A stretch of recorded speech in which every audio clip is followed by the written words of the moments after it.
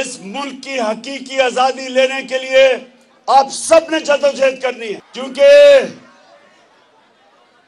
کیونکہ زنجیریں گرتی نہیں، توڑنی پڑتی ہیں، آزادی ملتی نہیں، چھیننی پڑتی ہے۔ یہ جو امریکہ کی سازش کے ذہن، امریکہ کی سازش کے تحت ہمارے اوپر جو چور مسلط کیا، جو 30 سال اس ملک کو چور لوٹ رہے تھے، ان کو جو مسلط کیا گیا،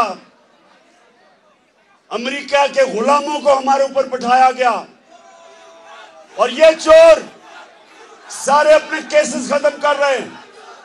اربوں روپے کی چوری کے کیسز ہر روز ان کے ختم ہو رہے ہیں۔ عوام مہنگائی میں ڈوب رہی ہے، معیشت تباہ کر دی۔ پرائم منسٹر جا کے امریکہ میں بھیک مانگ رہا ہے کہ جی ہمیں پیسے دے دو نہیں تو مر جائیں گے۔ اس لیے میں آپ سب کو کال دوں گا، سب سے آگے میں خود ہوں گا۔ جیل تو چھوٹی چیز ہے، ہم جان کی قربانی دینے کے لیے تیار ہیں۔ اور آپ نے